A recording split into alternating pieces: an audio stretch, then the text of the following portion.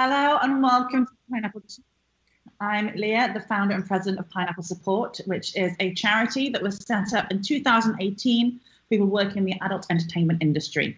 We offer a support tech service provided by trained volunteers and an online therapy service staffed by qualified counsellors, psychologists and psychotherapists. Hi, and I'm Shelley, and I've been involved with Pineapple Support since its conception. If you'd like to find out more information on Pineapple Support, you can visit the website, which is pineapplesupport.org. So this session is our third of a four-part series focusing on remaining motivated in challenging times. All of our guests have careers in the adult industry, so we're keen to hear their thoughts and opinions in what has helped them when facing challenging times. So in this session, we are talking to Sofia Rose, who is a multi-award winner and has been featured in the New York Times, which is pretty damn impressive. And if you would like to follow Sofia on social media, you can on Twitter at BBW Sofia Rose, which is BBWSOFIAROSE. And her website is ilovesofiarose.live. So welcome to the show, Sofia, and thank you so much for speaking with us today. I know you are in Hawaii, and it is very, very early in the morning, so this is hugely appreciated. Aloha, it's my pleasure. Good morning. Good morning. So are you there for pleasure or working or? Well, when you're in this business, there's really no real vacation, so it is for pleasure, but it's a workcation. One of my people is in Hawaii. Now, my plan was to go and visit him this year. But yeah, you know, Colton Reese, is that a male performer? I'm sorry, I didn't hear you. Colton Reese is a male performer. I don't know who that is. A very, very good friend of mine. And Pineapple Support. He's in Hawaii. I wonder what island he's on. I know, you guys should hang out. He's awesome. I'm shooting the next couple of days while I'm here, so I'm always looking for people to collaborate with when I'm traveling. No, well, I'll pass your details on. So yes. He's still able to travel, which is great. I know Hawaii is part of the US, isn't it? Which I'm guessing is why it's still accessible. Yeah, it really wasn't that difficult. I mean, there's a few extra steps to travel onto the island, but I didn't think it was that difficult considering, I knew I wanted to be here.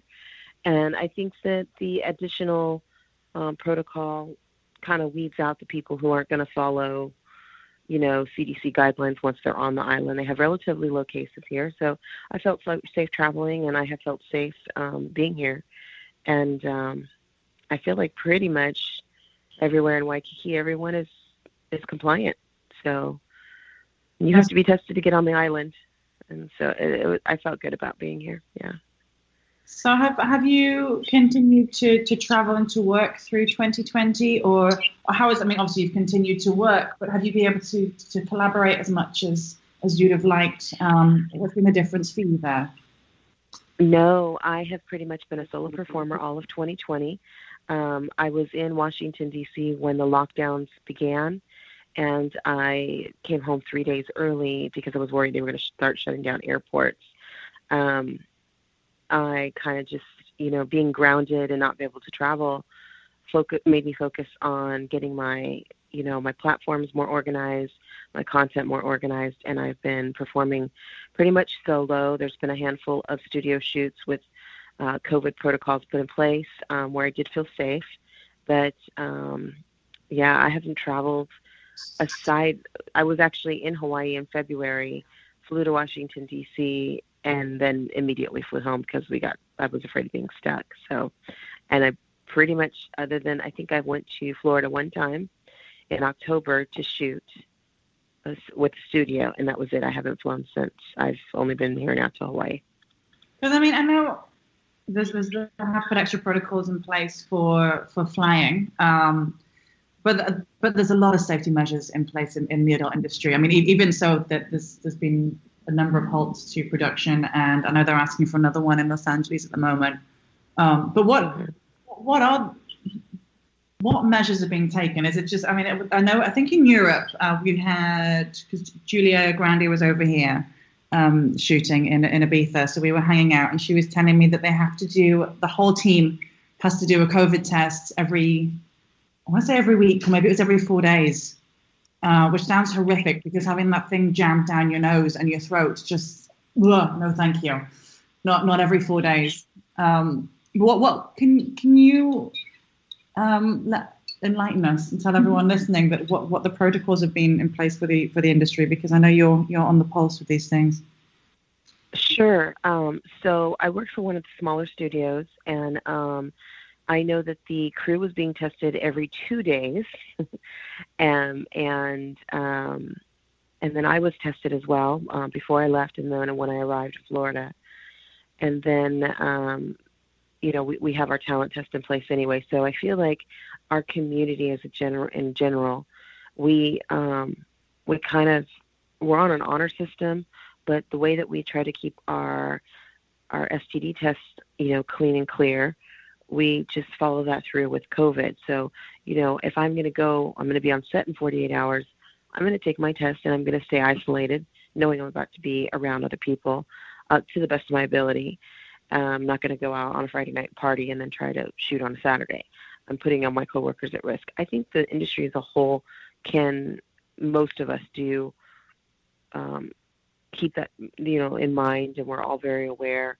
When I've shot in Las Vegas, we still self-shot for the studio. So the studio came in, completely set up everything for us, cameras, lighting, everything we could possibly need. They left, sanitized everything, left, and then we came in, just me and the male talent, and shot the entire thing ourselves. And then they came back after we were done and re-sanitized and did everything again. So, and again with the 48-hour COVID test. So, and we did not go on to set until the afternoon when the test results were available, where normally, you're on set at 9 a.m., 8 a.m. in hair and makeup. We didn't do any of that. We skipped that. It was like 3 o'clock when we finally started to shoot because the test took that long to come back. So it depends on the studio and what they're doing. I've only shot a handful of times. Everything else has been solo at home, either somebody I was quarantined with or just myself. And since I've been primarily by myself through quarantine, I've been doing just a lot of solo work. And it's working out great. I like that. How, I know for me, when you're answering to somebody, like for working out, I mean, when I'm going to the gym and meeting someone, I'm way more likely to go there. If it's just me, there's like an 80% chance I'm going to roll over in bed and go, I'd rather stay here for another hour. Yep, absolutely. When you're shooting alone and not having to be responsible for other people, how are you keeping yourself motivated to do that? And yeah. Well, for me personally, it was hard in the beginning. It was very difficult in the beginning. I'm very much an extrovert. I'm very much a social person. So I had a little bit of pandemic depression in the first couple of months, and it took some time to get motivated. I started working with a marketing team that helped keep me motivated. I have to always find a support group in whatever way that I can. And so I started to collaborate with a marketing team who helped me stay motivated, because they put an expectation on me. And once they did that, it forced me to be more organized. I shoot a set day every week. In this case, I'm on a work vacation. So I'm shooting today, tomorrow, Thursday, and Friday. But normally I shoot every Sunday, like no matter what, every Sunday I shoot. And I get my content that's ready for the next week or whatever week I'm in ahead of time, and I get it ready. And having that set schedule and keeping myself disciplined to that schedule isn't always easy, but it gives me a direction. Because in the beginning when I didn't have a direction, I would do a lot of I can't believe I'm here by myself. I'm bored. I'm lonely. You know what I mean? I don't really feel motivated. But by having somebody keeping me accountable, that really pushed me. And at the end of the day, their accountability resulted in my bottom line. And if I wanted to see that money in my bank account, I knew I had to execute this. And I have, and I've kept on track, and I'm pretty good about it. Things still happen in life, you know. My best friend had cancer. My dad had COVID. You know, things kind of take a turn when that happens. But you still try to stay as focused as you can, because you still have a job to do, you know. During this pandemic, everybody's been very, very demanding, which is good. Yes, you've got your fans to answer to as well. Yeah, exactly. The news about your friend and your dad. Did you allow yourself time away, or you know, how easy were you on yourself? How kind, or would you push yourself through work? I know we were talking to Austin just before you, and you know, he was saying that doesn't matter what's happened in the day, it's almost like a challenge to get up and push through and keep doing it. Whereas his sister is, if she's having a bad mental health day, she just takes the day off, relaxes, and gets back on it the next day. How was that for you? It is exactly like that. If I have a day where I feel like I'm not able to get myself motivated, whether I'm I ended a relationship during this pandemic and I'm still recovering from that, you know. There are days I don't want to do anything, but I always tell myself, you know, I try to give myself smaller goals. Sometimes that day, if I could just take a shower and feel like a human being, because some days I just feel like I'm a zombie, that might be the goal. I set smaller goals. Okay, I'm going to, you know, organize this part of my kitchen, or I'm going to clean the bathroom, or I try to give myself smaller goals to not let myself slip into a depression that keeps me from being able to work entirely. And then I always tell myself, tomorrow you can do it again. Tomorrow's another day to try again. And, you know, if I can, I often catch myself saying, no, do it right now, because tomorrow is going to present its own day's challenges. And I don't want anything to stop my business.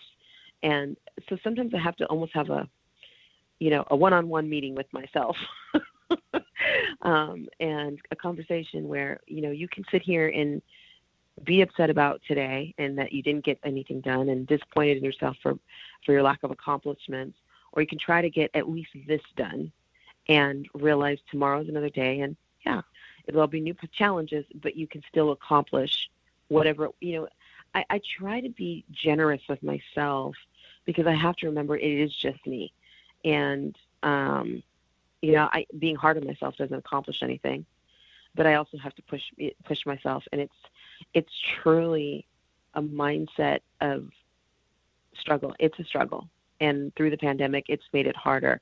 But I do allow myself permission to take those mental health days. You absolutely have to, because if I don't, I can be my worst enemy, you know, and I'll be like, man, I can't believe I've gone 3 days and haven't produced anything. I haven't accomplished anything I needed to get done.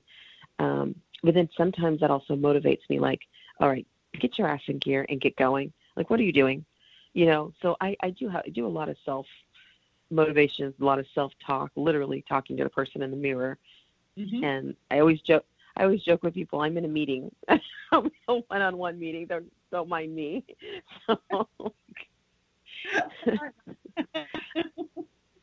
Because I might sound crazy, because I really am having a conversation with myself out loud, you know. But I'm the CEO and the employee, so, you know, I kind of have to have a talk with myself. But it is that self-talk which can really, as you say, Sophia, in terms of setting yourself smaller goals and just achieving the smaller goals in one day. Mm-hmm. Just, you know. Because sometimes it truly is a struggle just to